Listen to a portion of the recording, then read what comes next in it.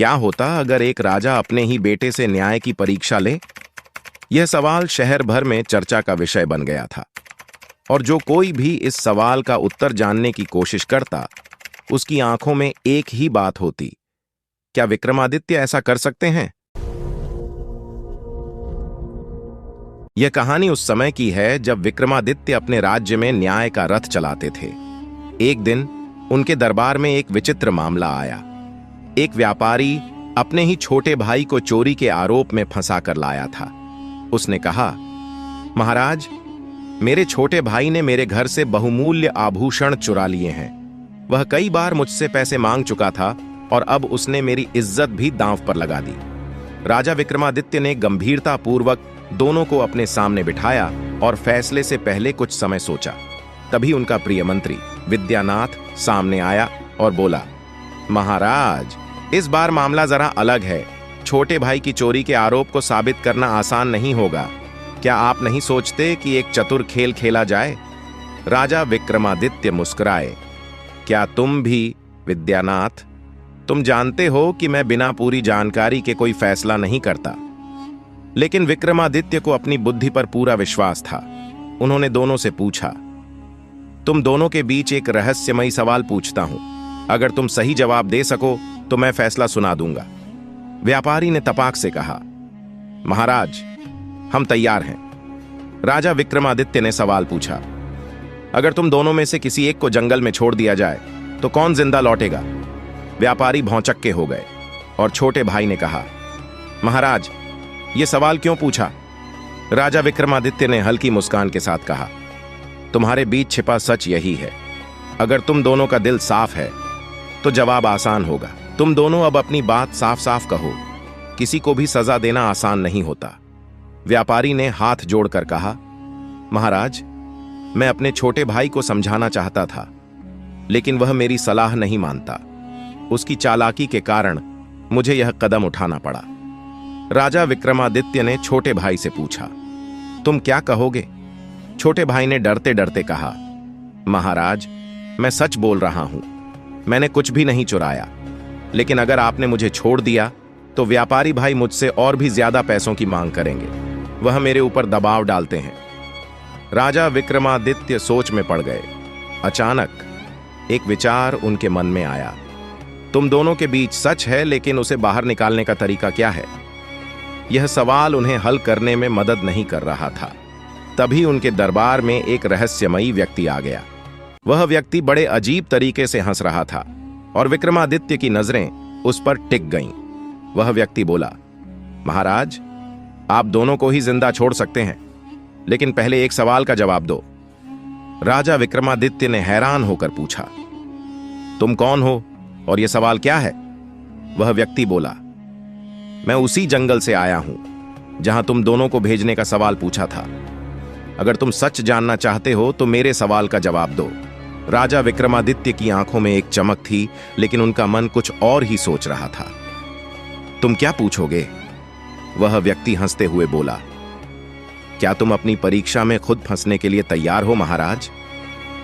राजा विक्रमादित्य ने गहरी सांस ली और उसे चुनौती दी, तुम कौन हो और मुझे यह बताओ कि तुम इस खेल में क्यों शामिल हो? रहस्यमयी व्यक्ति हंसते हुए बोला, महाराज, मैं एक साधारण व्यक्ति नहीं हूं। मैं वही हूं जिसे तुम अपनी अदालत में एक बार भी देख चुके हो। क्या तुम मुझे पहचान नहीं पा रहे? राजा विक्रमादित्य ने उसकी ओर ध्यान से देखा। उसे यह आवाज कुछ जानी पहचानी सी लगी, लेकिन यह आदमी था कौन? तभी उस आदमी ने एक पल रुककर कहा, तुम्हारी परीक्षा सिर्फ न्याय की नहीं, बल्कि तुम्हारी खुद की परीक्षा भी है। क्या तुम अपने बेटे की नियति पर विश्वास कर पाओगे? राजा विक्रमादित्य की आंखों में विस्मय था। क्या मतलब है तुम्हारा? मेरा बेटा तो इस दरबार में नहीं है। तुम किसकी बात कर रहे हो? रहस्यमयी व्यक्ति मुस्कुराया, यही तो है। तुम्हारे सामने जो मामला है वह तुम्हारे बेटे से जुड़ा हुआ है। तुम शायद जानते नहीं, लेकिन तुम खुद को अपनी ही चालों में फंसा बैठे हो। राजा विक्रमादित्य का दिल धड़कने लगा। क्या तुम कह रहे हो कि यह सब मेरे बेटे के बारे में है? उसने तुरंत अपने मंत्री विद्यानाथ की ओर देखा, जो चुपचाप खड़ा था और उसके चेहरे पर कोई विशेष भाव नहीं था। विद्यानाथ ने सिर झुकाया और बोला, महाराज, यह वह समय है जब हमें अपनी आंखों के सामने झूठ और सच का फर्क करना होगा। क्या आपको लगता है कि आपके बेटे को नहीं जानने का बहाना अब काम करेगा? राजा विक्रमादित्य का सिर चकरा गया। क्या? राजा विक्रमादित्य ने गंभीरता से कहा, तुम दोनों के सामने एक बड़ा सवाल है। अगर सच सामने आता है तो क्या तुम मेरे बेटे के भविष्य को मेरे हाथों में सौंप पाओगे? रहस्यमयी व्यक्ति ने विक्रमादित्य से पूछा, क्या तुम यह सब कुछ सचमुच जानना चाहते हो महाराज? उसकी आवाज में एक अदृश्य दबाव था। विक्रमादित्य का दिल धड़कने लगा। क्या वह इस रहस्य को सुलझाने के लिए तैयार थे या फिर उनकी गलती से यह रहस्य और उलझ जाएगा? राजा विक्रमादित्य ने एक गहरी सांस ली और उत्तर दिया, अगर यह सच है तो मैं जानना चाहता हूं, लेकिन मुझे यह साफ साफ बताओ, तुम कौन हो? रहस्यमयी व्यक्ति एक कदम आगे बढ़ा और बोला, तुम नहीं जानते महाराज कि तुम्हारे बेटे ने तुमसे एक बहुत बड़ा राज छुपाया है।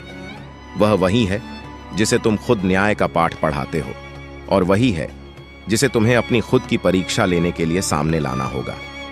राजा विक्रमादित्य ने चौंक कर कहा, क्या तुम कह रहे हो कि मेरा बेटा इस मामले में शामिल है?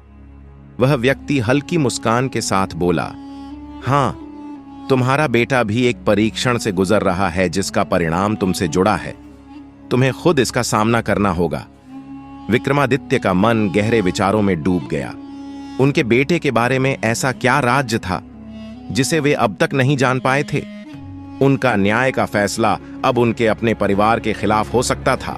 इसी बीच मंत्री विद्यानाथ ने खड़े होकर कहा, महाराज, अगर यह सब सच है तो हमें चुप नहीं बैठना चाहिए। हमें सत्य का पता लगाना होगा। अगर कुछ गलत है तो इसे उजागर करना ही सही होगा। राजा विक्रमादित्य ने उसकी ओर देखा और कहा, तुम सही कह रहे हो विद्यानाथ, लेकिन क्या मैं अपने बेटे को इस खेल में हारने दूं? तभी एक आवाज आई, क्या तुम इसे सच समझ पाओगे? यह आवाज राजा विक्रमादित्य के दिमाग को और उलझा देने वाली थी। राजा विक्रमादित्य ने एक गहरी सांस ली और रहस्यमयी व्यक्ति से पूछा, तुम जो कह रहे हो वह क्या सच है? मेरे बेटे का नाम इस जाल में क्यों जुड़ा है? रहस्यमयी व्यक्ति ने मुंह चिढ़ाते हुए कहा, महाराज, कभी कभी एक पिता का प्यार इतना अंधा हो जाता है कि वह अपने बेटे की सच्चाई को देख नहीं पाता। तुम्हारे बेटे ने क्या छिपाया है यह सिर्फ तुम ही जान सकते हो। राजा विक्रमादित्य का चेहरा कठोर हो गया। वह खुद को असहज महसूस कर रहे थे, लेकिन उनके मन में एक सवाल था जो उन्हें परेशान कर रहा था। क्या उनका बेटा सच में किसी अपराध में शामिल था या यह सब एक साजिश का हिस्सा था? तभी दरबार में हलचल हुई। राजा के बेटे विक्रमदीप ने दरबार में कदम रखा और उसकी आंखों में डर और शर्म का मिश्रण था। वह राजा विक्रमादित्य के पास आया और बोला, पिताजी, मुझे आपसे कुछ बात करनी है। राजा विक्रमादित्य ने उसे अपनी ओर देखा और कहा, क्या तुम मुझे यह बताओगे कि सच क्या है? क्या तुमसे जुड़ी कोई बात है जो मुझे अब तक नहीं पता थी? विक्रमदीप ने सिर झुका लिया। पिताजी, मैं आपके सामने कुछ छुपा रहा था। मुझे डर था कि आप मुझे कभी माफ नहीं करेंगे, लेकिन अब मुझे लगता है कि आपको सब कुछ बताना जरूरी है। राजा विक्रमादित्य के दिल में एक अजीब सी बेचैनी थी। क्या तुम मुझे बताओगे कि तुम्हारी आंखों में जो डर है वह क्यों है? विक्रमदीप ने धीरे से कहा, पिताजी, वह व्यापारी जो तुम्हारे दरबार में आया था वह मेरी मां का भाई है। राजा विक्रमादित्य के चेहरे पर एक और लहर दौड़ी, जैसे उन्हें अब कुछ समझ में आ रहा हो। क्या तुम यह कहना चाहते हो कि उस व्यापारी ने तुम्हारे खिलाफ साजिश की है? विक्रमादित्य ने चौंकते हुए पूछा। विक्रमदीप ने सिर झुका लिया और कहा, जी हां पिताजी, उसने मुझे धोखा दिया है। वह जानता था कि अगर मुझे दोषी ठहराया जाता तो वह मेरे बाद मेरी मां की संपत्ति हड़प सकता था। राजा विक्रमादित्य का चेहरा अचानक सफेद पड़ गया। तभी वह रहस्यमयी व्यक्ति फिर से सामने आया। क्या अब तुम समझ पाए हो महाराज? उसने मुस्कुराते हुए कहा, यह साजिश तुमसे जुड़ी थी और अब इसका अंत तुम्हारे हाथों में है। राजा विक्रमादित्य ने विक्रमदीप से गहरी नजरों से देखा। तो तुम यह कह रहे हो कि वह व्यापारी तुम्हारी मां का भाई है और तुम पर दोष मढ़ने की साजिश कर रहा है? विक्रमादित्य ने गंभीर स्वर में पूछा। विक्रमदीप ने सिर झुका लिया उसकी आंखों में दर्द और पछतावे का मिश्रण था। पिताजी, मैं जानता हूं कि आपने मुझे हमेशा सच्चाई का रास्ता दिखाया है, लेकिन मैं डर गया था। मैं नहीं चाहता था कि वह व्यापारी हमारी संपत्ति हथियाए। राजा विक्रमादित्य ने एक गहरी सांस ली और दरबार में बैठे सभी मंत्रियों और सैनिकों की ओर देखा। एक ताजा सवाल उनके दिमाग में था। क्या वह अपने बेटे पर विश्वास कर सकते हैं या वह इस जाल में फंसने वाले थे? क्या राजा विक्रमादित्य का बेटा इस रहस्यमयी खेल में शामिल है? और क्या विक्रमादित्य अपने बेटे के खिलाफ फैसला ले पाएंगे?